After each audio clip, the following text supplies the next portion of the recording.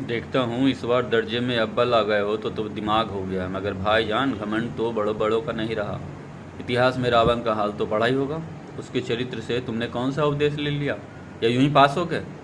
सहज इम्तहान पास कर लेना कोई बड़ी चीज़ नहीं है। असल चीज़ है बुद्धि का विकास। जो कुछ पढ़ो उसका अभिप्राय समझो। रावण भूमंडल का स्वामी था। ऐसे राजाओं को चक्रवर्ती या राजा नहीं कहते। आजकल अंग्रेजों के राज्य का विस्तार बढ़ा हुआ है, पर उन्हें चक्रवर्ती राजा नहीं कह सकते। रावण चक्रवर्ती राजा था।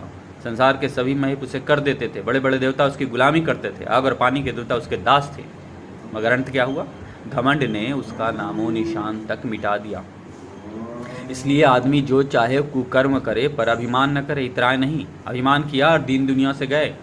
साहेरूम ने भी अहंकार किया था, भीख मांग मांग कर मर गया।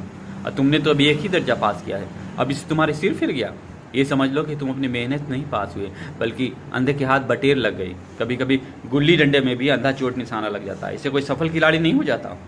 सफल खिलाड़ी वो है जिसका कोई निशाना खाली ना जाए। मेरे फेल होने पे मत जाओ।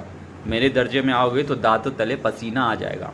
जब अलजेब्रा और ज्योमेट्री के लोहे के चने चबाने पड़ेंगे और इंग्लिस्तान का अंग्रेजी याद करना पड़ेगा। बादशाहों के नाम याद रखना आसान नहीं। 8-8 हेनरी गुजरे हैं। कौन सा कांड किस हेनरी के समय में हुआ, क्या याद कर लेना आसान समझते हो? हेनरी 7वें की जगह 8वां लिखा और सारे नंबर गायब, सभा चट। सिफर भी न मिलेगा, सिफर भी हो किसके हाल में? दर्जनों तो जेम्स हुए, विलियम्स, कोडियो, चार्ल्स। दिमाग चक्कर खाने लगता है, आंधी रोग हो जाता है। इन अभागों को नाम भी नहीं सोचते थे। एक ही नाम के पीछे 2M, CM, 4M, पंचम लगाते चल गए। अरे मुझसे पूछते 10 लाख नाम बता देता। और ज्योमेट्री तो बस खुदा की पनाह। आ ब जा की जगह आजा बा लिखा और सारे नंबर कट गए।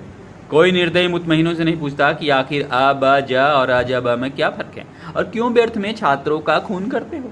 अरे दाल भात रोटी खाई या भात दाल रोटी खाई, इससे क्या फर्क पड़ता है? लेकिन नहीं, आपको ये सारे खुरापात याद करने पड़ेंगे। कह दिया कि समय की पाबंदी, पर संक्षेप में एक निबंध लिखो जो 4 पन्नों से कम न हो। संक्षेप में तो 4 पन्ने हुए, नहीं 100-200 पन्ने लिखवाते। तेज भी दौड़िए और धीरे धीरे भी। उल्टी बात है नहीं, बालक भी इतनी बात समझ सकता है, पर इन अध्यापकों को उतनी भी तमीज नहीं है। ऊपर से कहते हैं हम अध्यापक हैं। मेरे दर्जे में आओगे लाला तो ये सारे पापड़ बेलने पड़ेंगे, और तब आते डाल का भाव मालूम पड़ेगा।